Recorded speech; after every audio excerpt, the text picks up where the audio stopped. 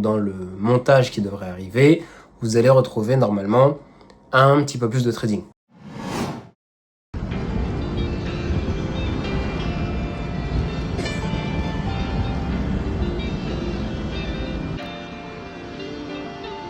And you better talk to me nicely.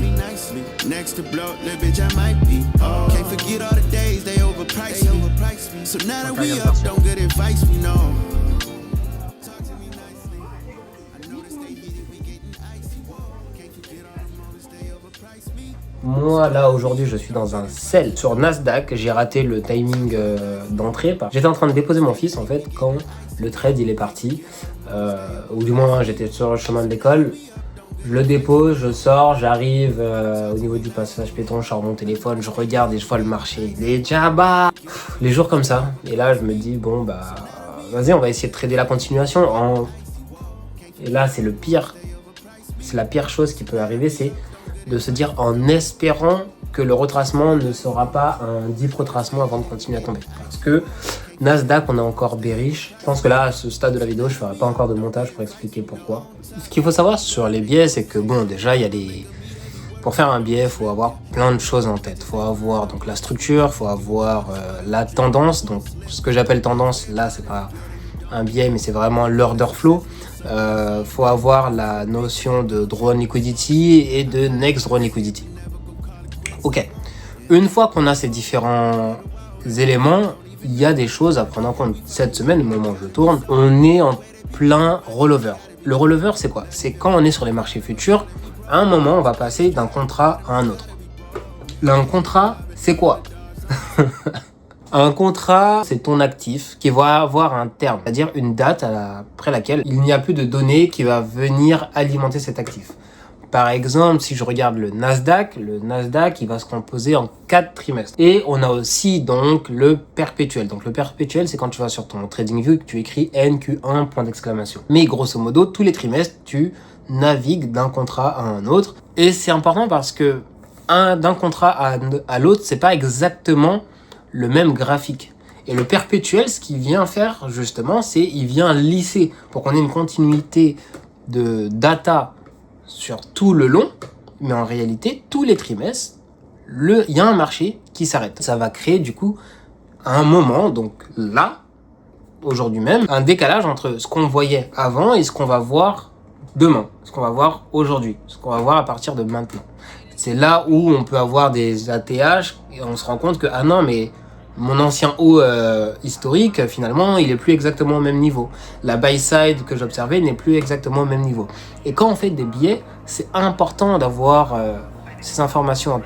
Sinon, d'un point de vue perso, là, je vais changer de logiciel de montage, donc il y aura peut-être des petits changements. J'étais sur Filmora, je vais passer sur Premiere. On va voir. Vous me direz ça dans les commentaires.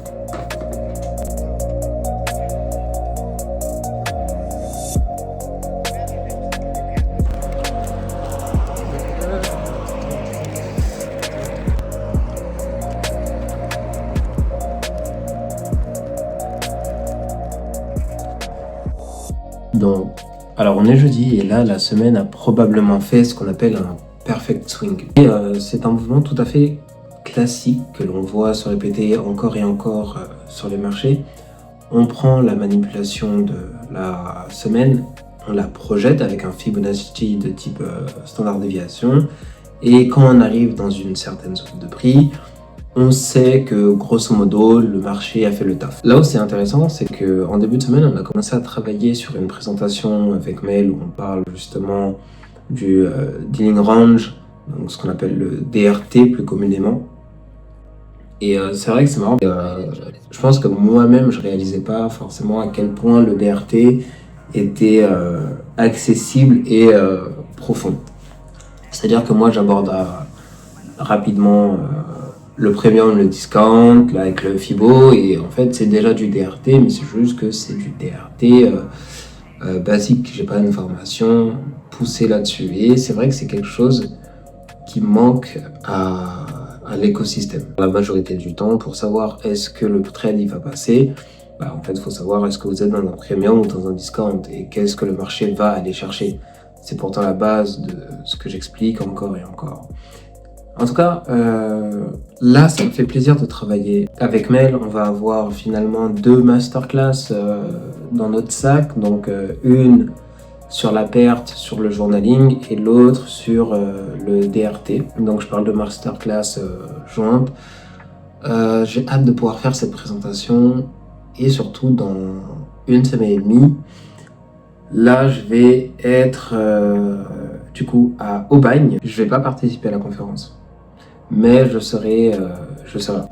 Pourquoi je participe à la conférence? Parce que le temps qu'il me fallait pour me décider est-ce que je reprends ou pas, la conférence était sold out. Mais ça m'empêche pas de venir et de profiter des gens.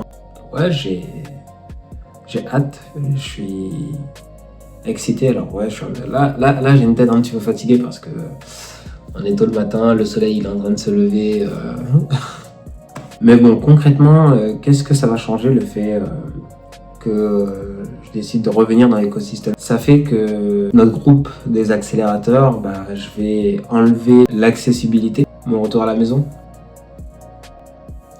C'est un petit peu ça ce qu'on va en retenir. En fait, ce qui est intéressant avec le DRT, c'est qu'on peut le diviser en sous-niveaux. En fait, il ne s'agit pas juste de pile ou face, premium ou discount.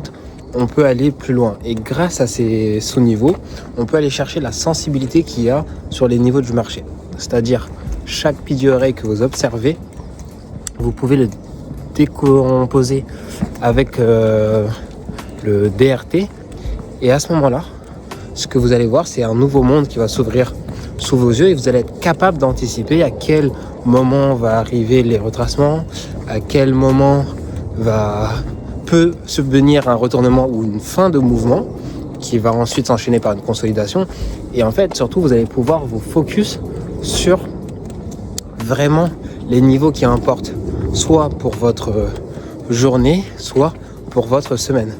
Et il y a des manières d'aller chercher l'intérieur de vos DRT et c'est comme ça que vous allez pouvoir non pas avoir des biais plus puissants, mais une narration plus puissante, un contexte plus puissant. Et c'est comme ça que vous allez pouvoir profiter, capitaliser sur plus d'opportunités ou sinon, si à défaut d'en avoir plus, avoir des opportunités plus précises et réactives. Alors là, je rallume la caméra parce que j'ai Étienne qui m'a posé une superbe question sur la fiscalité. Et bien que je ne sois pas fiscaliste, je vais lui partager mon expérience. Alors, ce que je vais faire, c'est que je vais enregistrer donc ma réponse. J'ai pas l'habitude, ça me stresse. Bon, en tout cas, n'oubliez pas, je suis pas conseiller en investissement ou ce genre de choses. Moi, je peux juste partager mon expérience personnelle, ok? Donc, je vais répondre à son message là. Hop. Pendant que lui, il essaye de me faire des misères. Premièrement, je pense pas que le mix de plusieurs activités soit vraiment dérangeant. Donc après, c'est à toi de voir combien tu génères, surtout avec l'autre. Mais effectivement, tant que tu dépasses pas le seuil, je pense que ça serait logique de rester sur ta structure actuelle, c'est-à-dire la micro-entreprise. Et après, soit tu dépasses le seuil et à ce moment-là, tu passes en société, soit tu vas dépasser le seuil et tu dispatches tes activités. Ensuite, moi personnellement, j'ai choisi la SAS. SAS-U, parce que je suis seul sur la société. Qu'est-ce que ça veut dire? Ça veut dire que tu génères de l'argent, mais tu te payes sur des dividendes annuels. Ça, c'est quelque chose que tout le monde ne peut pas forcément gérer. Mais puisque tu as une deuxième activité, ça peut être intéressant.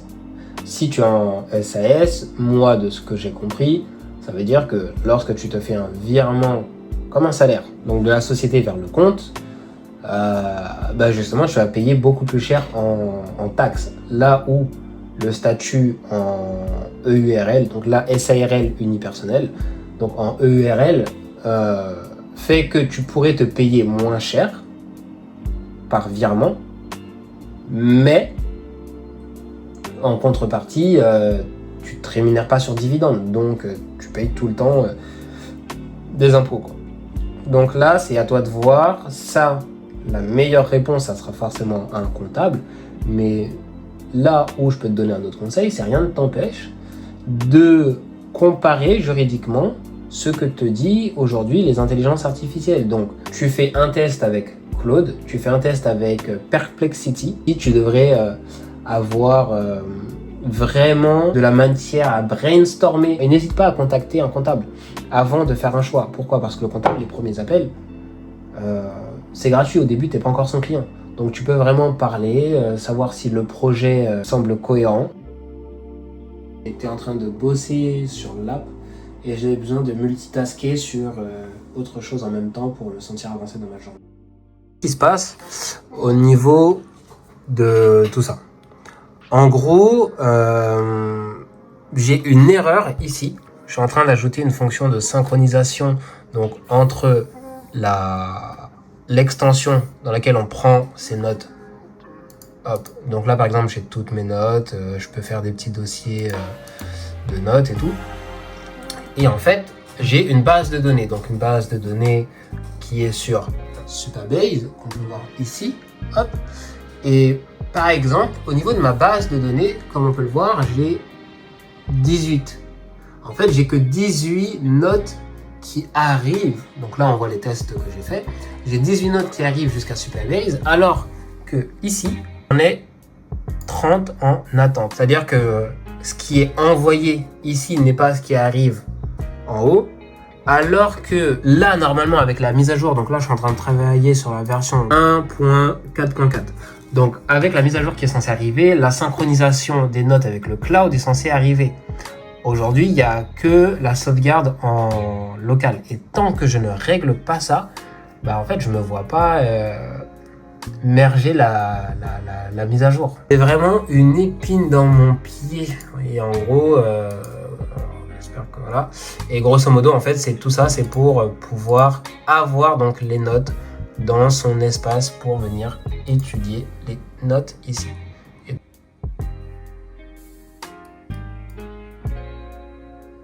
On est très proche d'une mise en prod de l'application de journal d'études. L'extension est déjà en prod, donc il faut que je tourne cette semaine une vidéo d'explication sur l'extension de prise de notes. Ça, vous pouvez déjà vous en servir, c'est gratuit, c'est disponible sur le Google Store. Voilà l'objectif. J'étais en train de penser à un truc, mais c'est marrant, mais ces dernières années, le trading, ça a été un rodéo un peu particulier, beaucoup plus dur que... alors je dirais pas dans les débuts, mais dans le milieu, dans la fin du début, dans mes 2-3 ans de trading. Là, ça va faire 9 ans, presque 10 ans que je fais du trading. Et ma deuxième, troisième année a vraiment été la plus prolifique. Et il y a un truc assez particulier, c'est que j'ai un rapport avec la spiritualité qui est ce qu'il est, mais j'arrivais pas à me projeter vivre au-delà des 30 ans. Bon, obviously, j'ai 33 ans, donc j'ai vécu. Mais ce que je veux dire par là, c'est que avant, j'abordais mon trading d'une manière où, mon trading, mais plus généralement ma vie, d'une manière où je prenais des risques, parce que je me disais, de toute façon, je ne vais pas faire de vieux os, je suis pas là pour longtemps, et je fonçais tête baissée. Et le fait d'avoir eu un enfant, le fait d'avoir passé ce cap des 30 ans, fait que je me suis assagi, et je me suis dit, ok, je peux plus prendre les mêmes risques qu'avant, j'ai des responsabilités, j'ai un poids psychologique qui est beaucoup plus important à gérer. Et tout ça, plus un autre phénomène que vous allez rencontrer un moment dans votre carrière de trader, mais plus on prend du niveau, plus on se rend compte que l'on ne savait pas. Et là où avant on pouvait avoir une certaine légèreté à se dire que c'est bon, j'ai trouvé le truc qui va faire que je vais péter, je vais exploser, le faire, il y a les têtes baissées. Aujourd'hui, avec du recul, on se dit ok, puisqu'il y a d'autres niveaux que je n'ai pas encore atteints dans mon trading, finalement, je peux pas faire de la merde, je peux pas faire exactement le pourquoi j'ai réussi en première instance. Alors, c'est un peu compliqué de dire ça, mais je vais essayer d'approfondir très légèrement. Mais si le pourquoi j'ai réussi c'est un mélange entre folie, chance et être au bon moment, au bon endroit sur les marchés avec la bonne intuition. Aujourd'hui, je ne suis plus capable d'aller foutre 5000 balles sur un compte, sur un trade en me disant ouh, là, si ça passe, je vais me faire 25 ou 30K bénéf. Et si ça passe pas, bah, c'est pas grave, j'irai travailler. Bah non. Aujourd'hui, je peux pas faire ce genre de choses. Donc aujourd'hui, les responsabilités sont différentes et ce n'est pas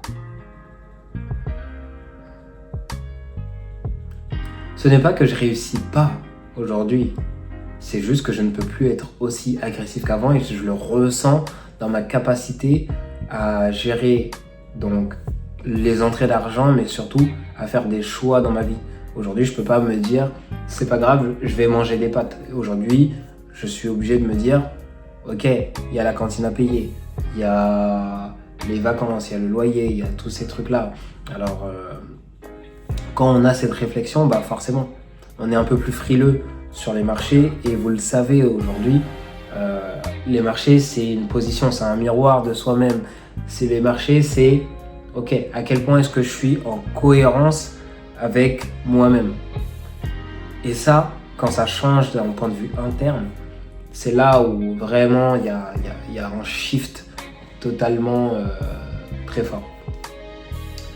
Et je pense que c'est pour ça que ces dernières années, j'ai dû prendre du temps pour essayer de me mettre, juste de me concentrer sur moi, de ne pas être dans l'ombre d'une autre personne comme je l'ai souvent fait. Mais aujourd'hui, c'est bon, j'ai envie de recomposer à nouveau avec des personnes, avoir quelque chose de solide, parce que moi je fais partie des gens qui pensent qu'on va toujours plus loin en groupe que tout seul. Le problème, c'est de trouver les bonnes personnes avec qui aller plus loin. Et on a eu des convenus, on a eu de très belles aventures. Et aujourd'hui, je pense qu'il est temps d'ouvrir un nouveau chapitre.